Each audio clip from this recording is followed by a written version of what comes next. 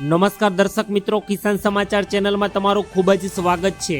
જાણીએ આજના સૌથી મોટા સમાચાર।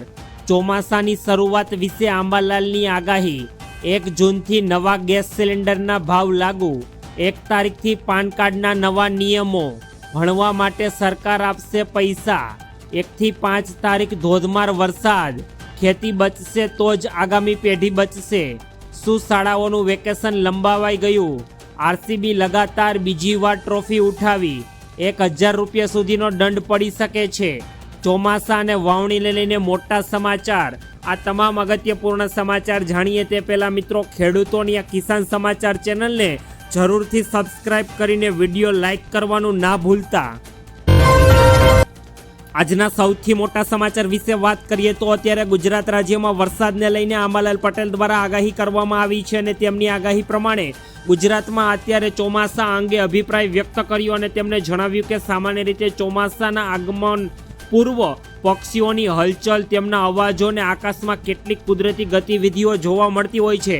હાલ એવા સ્પષ્ટ સંકેતો મોટા પ્રમાણમાં જોવા મળી રહ્યા નથી, જેને કારણે અત્યારે ગુજરાત રાજ્યમાં ચોમાસાની મુખ્ય એન્ટ્રી માટે હજુ પણ થોડો સમય લાગી શકે છે। હવામાન નિષ્ણાત આંબાલાલ પટેલે અત્યારે ગુજરાતના વાતાવરણને જોઈને કહ્યું કે ગુજરાતના લોકોને અત્યારે વરસાદની રાહ જોવી પડશે, કારણ કે ગુજરાતમાં અત્યારે કોઈ પણ પ્રકારના કુદરતી સંકેતો દેખાતા નથી। તેમણે વધુમાં જણાવ્યું કે અરબ સાગર અને બંગાળના ઉપસાગરમાં સર્જાતી હવામાન પ્રણાલીઓ ચોમાસાની ગતિવિધિ પર અસર કરે છે અને આગામી દિવસોમાં બંગાળના ઉપસાગરમાં લો પ્રેશર વિસ્તારમાં બનવાની સંભાવના છે, જેને કારણે વરસાદી પ્રવૃત્તિમાં મોટો ફેરફાર જોવા પણ મળી શકે છે। ત્યારબાદના બીજા મોટા સમાચાર। 1 જૂનથી નવા ગેસ સિલિન્ડરના ભાવ લાગુ। 9 મહિનાની શરૂઆતથી જ સામાન્ય જનતા માટે મોંઘવારીનો નવો ડામ લાગવા જઈ રહ્યો છે। ગેસ વિતરણ કંપનીઓએ ફરી એકવાર 19 કિલોગ્રામ કોમર્શિયલ એલપીજી ગેસ સિલિન્ડરના ભાવમાં મોટો વધારો ઝીકી દીધો છે।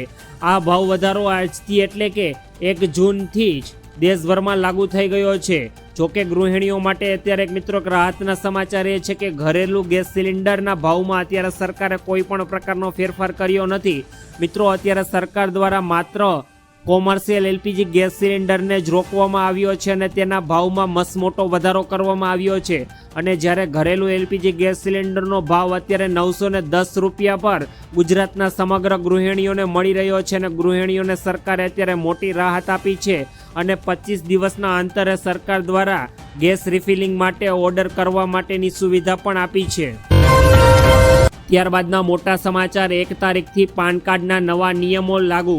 સરકાર દ્વારા પાન કાર્ડના નિયમોમાં બદલાવ કરવામાં આવ્યો છે અને સરકારે પાન કાર્ડને લગતા કેટલાક નિયમોમાં અત્યારે ફેરફાર કરી દીધો છે, જે દરેક વ્યક્તિઓએ ખાસ જાણવો જોઈએ।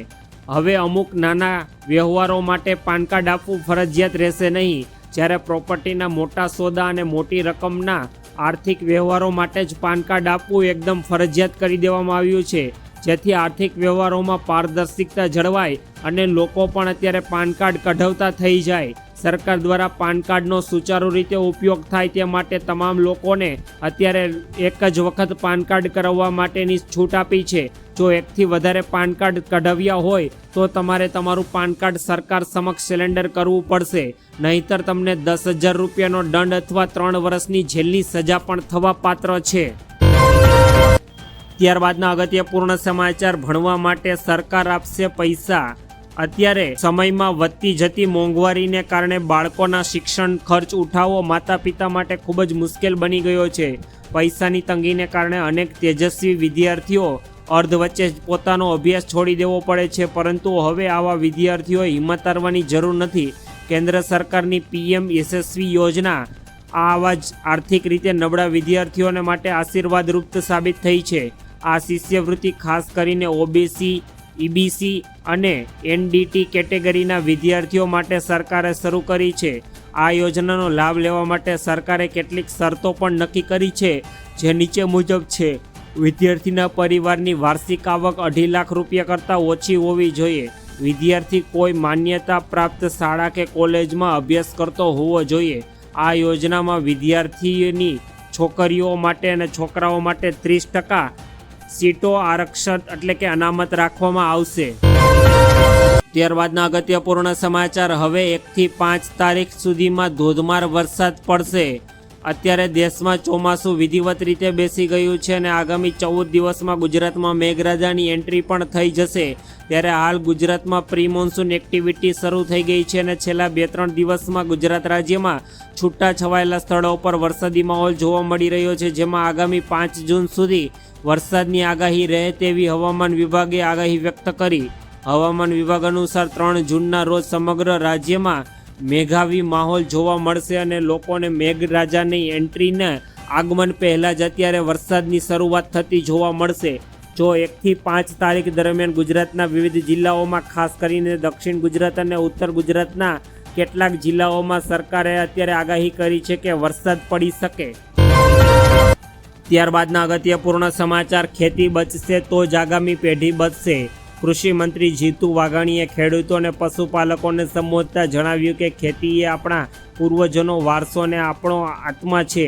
જો આજે આપણે ખેતીની જમીન નહીં બચાવીએ તો આવતીકાલે માનવજાત પણ નહીં બચે.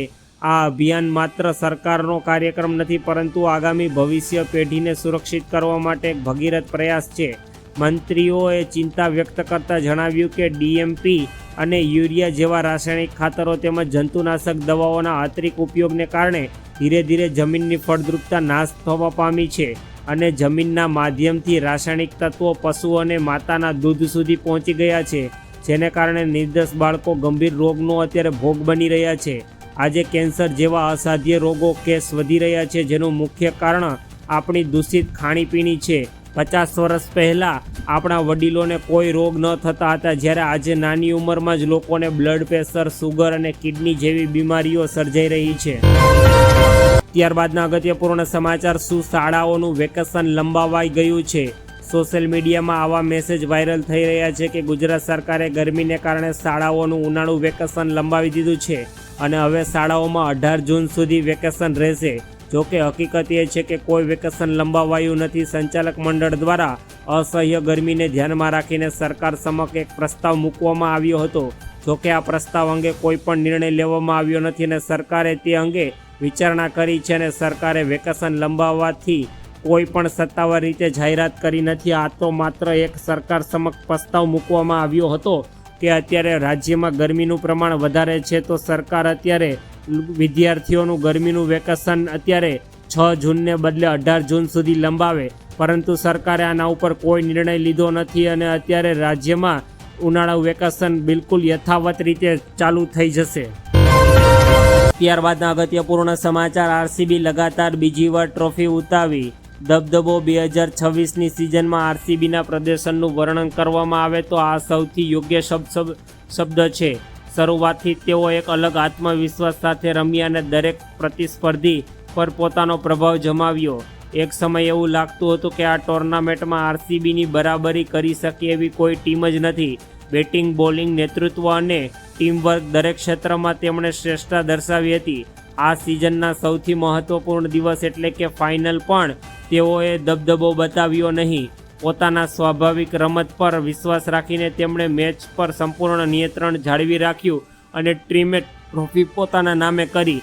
આરસીબીએ સતત બીજી વાર આ ટ્રોફી પોતાના નામે કરી છે. ગયા વર્ષે પણ 2025માં આરસીબી વિજેતા રહ્યું હતું અને આ વર્ષે પણ તેઓ વિજેતા રહ્યું છે. આથી તેઓએ હવે આવનારા વર્ષ માટે હેટ્રિકનો ચાન્સ બની ગયો છે. ત્યારબાદના અગત્યપૂર્ણ સમાચાર, 10,000 રૂપિયાનો સુધીનો દંડ પડી શકે છે. 10,000 રૂપિયા સુધીનો મેમો ફાટી શકે. હવે જો ડિજિટલ કેમેરા અને ઓનલાઈન મોનિટરિંગ સિસ્ટમ સક્રિય હોવાથી ટ્રાફિક પોલીસ બચીને નીકળવું હવે અશક્ય બની ગયું છે.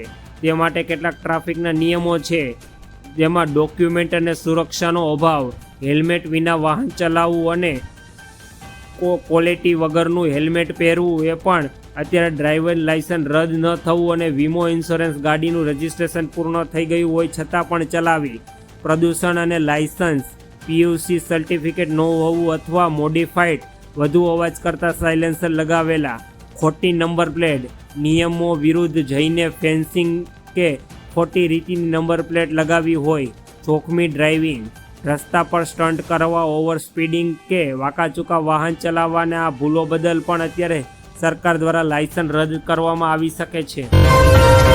ત્યારબાદના અગત્યપૂર્ણ સમાચાર ચોમાસાને વાવણીને લઈને મોટા સમાચાર સામે આવ્યા, જેમાં જૂનાગઢમાં યોજાયેલ 32માં વિજ્ઞાન પરિષદ સંવાદમાં 47 આગાહીકારો આ વર્ષે 10 થી 12 આની એટલે કે 75% જેટલા સારા વરસાદની સંભાવના વ્યક્ત કરી છે. અસહ્ય ગરમી વચ્ચે રાહતના સમાચાર એ છે કે જૂનના બીજા સપ્તાહમાં ચોમાસું શરૂ થઈ શકે છે.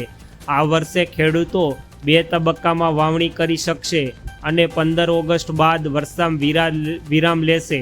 જોકે આ હવામાન વિભાગે ચોમાસાની ગતિ થોડી ધીમી રહેવાની આશંકા પણ દર્શાવી છે, જેથી આવનારા દિવસોમાં ખેડૂતોએ અત્યારે વરસાદની રાહ જોવી પડશે અને વાવણી કરવામાં કોઈ પણ પ્રકારની ઉતાવળ કરવી નહીં.